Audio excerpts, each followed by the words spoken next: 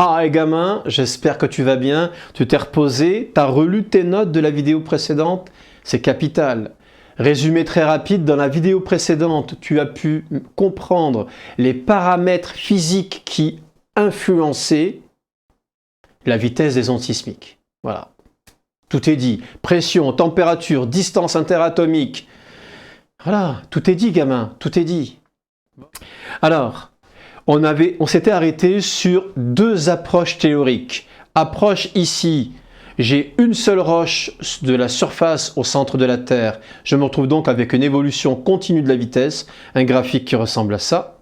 Et dès que l'on a plusieurs roches, dès que l'on a des roches différentes, je me retrouverai normalement avec une discontinuité à chaque fois, un changement brutal de la vitesse.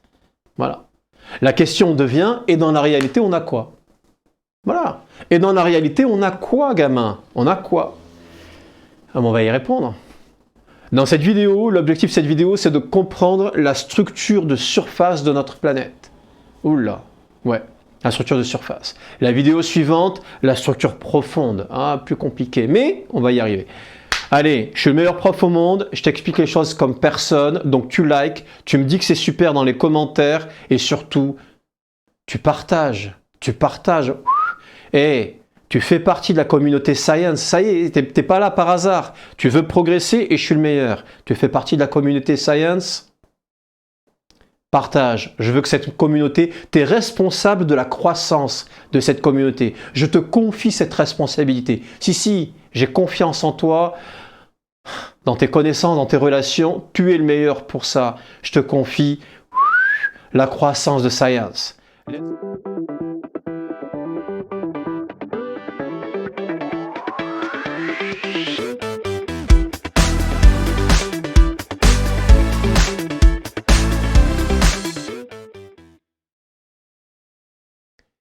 Alors, normalement, à ce stade-là, je t'ai donné un tableau avec des valeurs. Hop, tu nous as fait un magnifique graphique.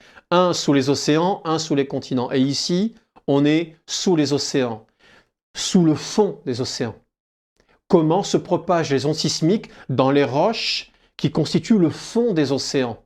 C'est ça la question. Et tu veux connaître la réponse? Ben évidemment, tu es comme ça.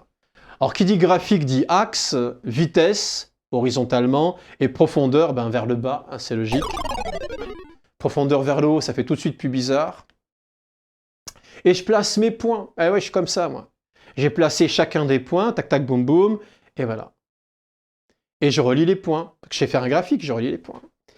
Alors évidemment, un élève de 6e, il sait que sur ce graphique, il y a 3 parties. Une première partie ici, avec une évolution continue. Une seconde ici, avec une nouvelle évolution continue, mais on change de partie parce qu'il y a une évolution brutale. Puis ensuite, un truc bizarre sur lequel on va revenir. Je décompose donc mon graphique en 3. Alors tout de suite, comme tu es un malin, tu as compris que cette variation brutale de la vitesse s'appelle une discontinuité. Et comme tu as vu la dernière vidéo, tu sais qu'il s'agit d'un changement de roche. Eh bien, le gars qui a trouvé cette discontinuité en premier s'appelle Mohorovicic. Et ce monsieur Mohorovicic, comme personne n'arrive à prononcer son nom, on dit que cette discontinuité s'appelle le mot gamin. Le mot. Ok? Mais ça nous apprend quoi tout ça? Eh bien, cette discontinuité, c'est la limite inférieure de la première couche de roche qu'on va appeler croûte océanique. Croûte océanique. Alors évidemment, ça nous en donne, puisqu'on arrive à la localiser, ça nous donne l'épaisseur de la croûte océanique. Ici, 6 km d'épaisseur. Alors si ça, c'est une première couche de roche, en dessous, il y a quoi? Bon, toi, tu sais déjà ce qu'il y a dans la croûte océanique. Basalte, gabbro, facile. Mais ici, il y a quoi? Le manteau supérieur. Le manteau supérieur, qu'est-ce que c'est? Le manteau, c'est l'ensemble de roches qui entourent le noyau. On va faire ça très simplement, mais là, on est sur la partie supérieure du manteau. Ouais, manteau supérieur. Alors, ce qui saute aux yeux, c'est que aussi bien dans la croûte océanique que dans le manteau supérieur, je me pousse un peu, on a une augmentation de la vitesse. si on a une augmentation de la vitesse, ça veut dire que les roches sont de plus en plus rigides. Marquez là, les roches de plus en plus rigides.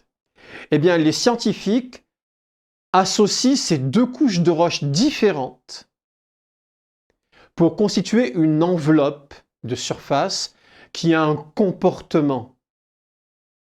Ouais, je sais, c'est un peu abstrait.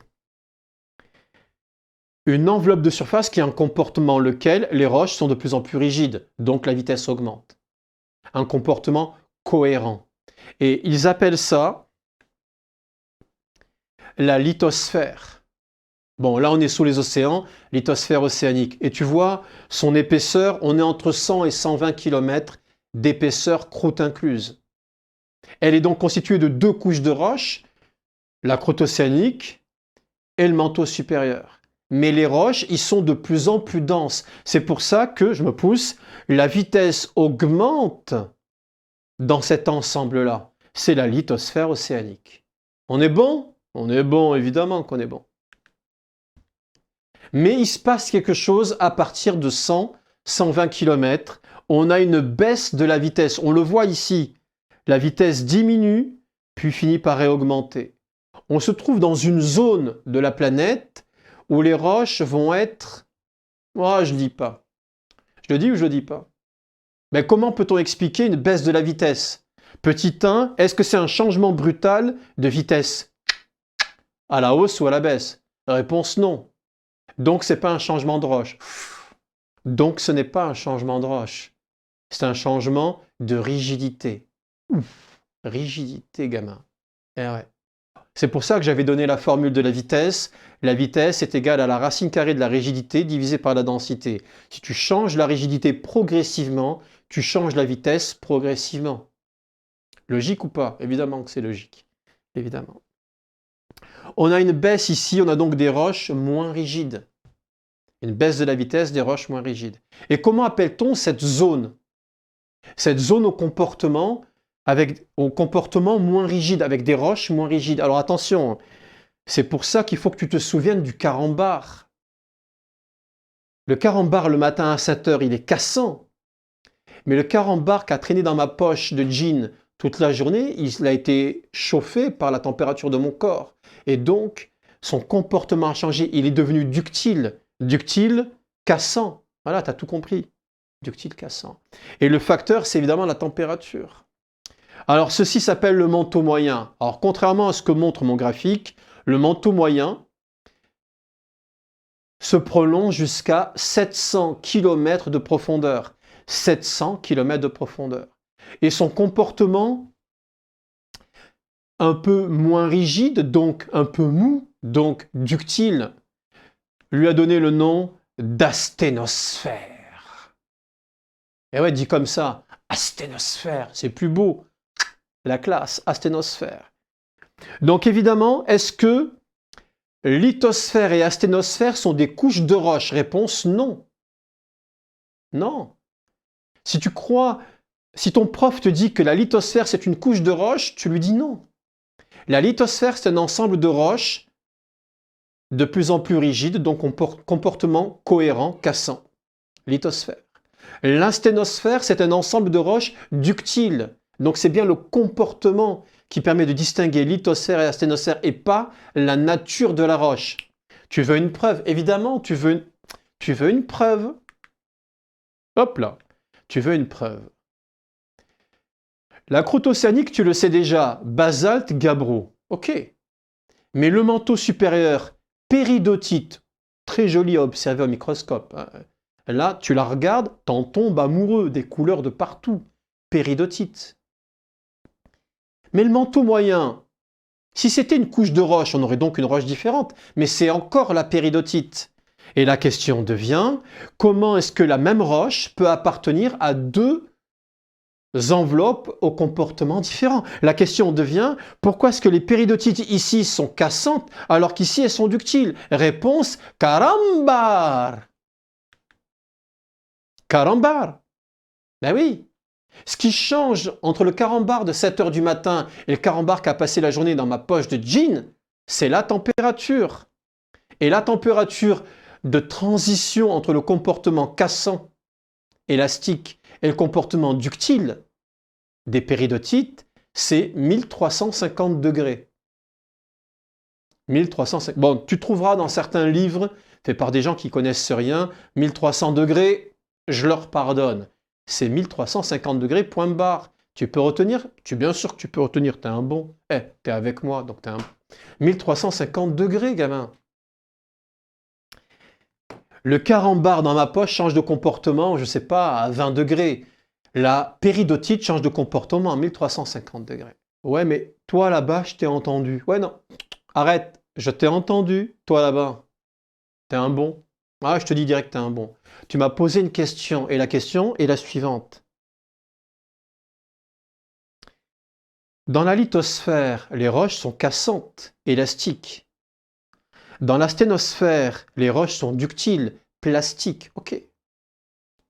Mais donc, dans la lithosphère jusqu'à 100-120 km de profondeur, on peut avoir des cassures de roches et donc des ondes sismiques. Logique.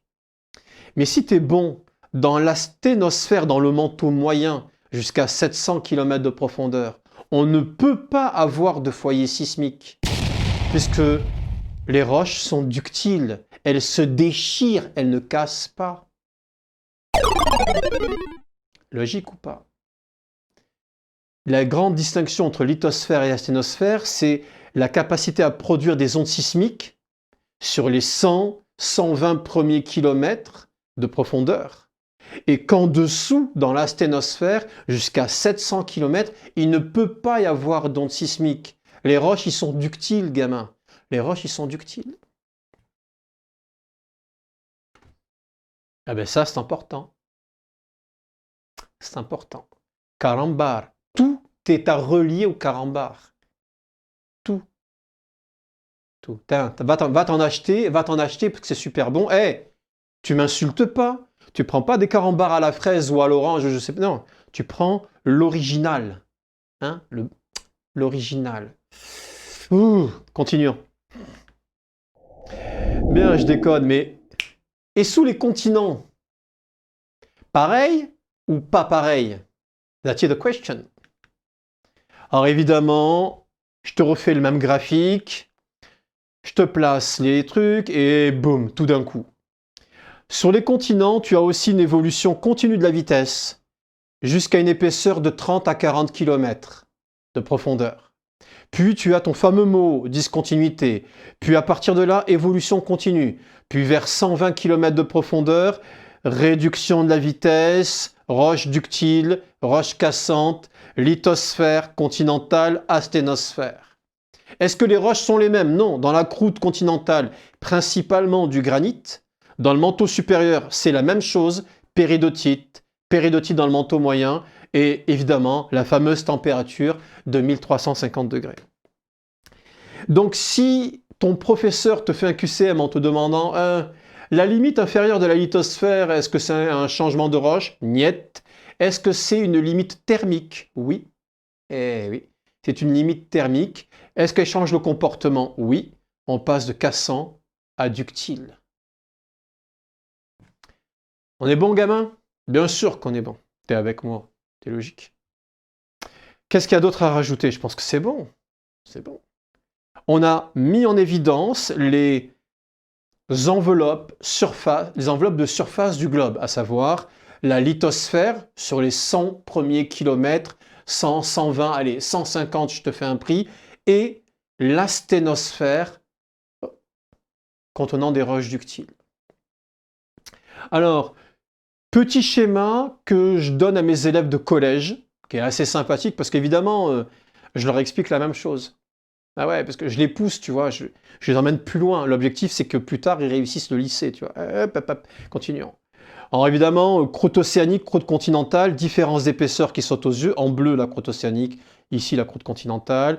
Ici, le manteau supérieur constitué de péridotite, et ici, le manteau moyen constitué de péridotite. Évidemment. Lithosphère, asténosphère. Une autre illustration que tu vas trouver sur Google en 2 minutes, en 2 secondes, c'est celle-ci. Bon, il y a quelques erreurs, je me suis permis de corriger. Je ne peux pas m'empêcher. Donc, croûte océanique, densité 3,2, ok. Croûte continentale, Voilà, tout ça. Bon, quand tu as une chaîne de montagne, on en reparlera, c'est plus épais. Le manteau supérieur qui va jusqu'à 110-120 km. Le manteau moyen ou asténosphère, et puis ensuite on arrive ici au manteau inférieur évidemment, qui lui se prolonge jusqu'où, ben tu vas le voir. Voilà, rien d'extraordinaire. Allez, on a vu la structure de surface de notre planète, il est temps de plonger. Il est temps de plonger.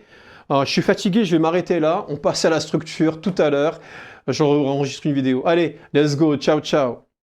Non, sérieux. Bah oui, sérieux. Et ça fait... Là, j'arrête pas d'enregistrer. Ça fait 15 minutes. Toi aussi, t'es fatigué. Allez, va te prendre un truc bien sucré, hop, et tu reviens tout à l'heure. Let's go.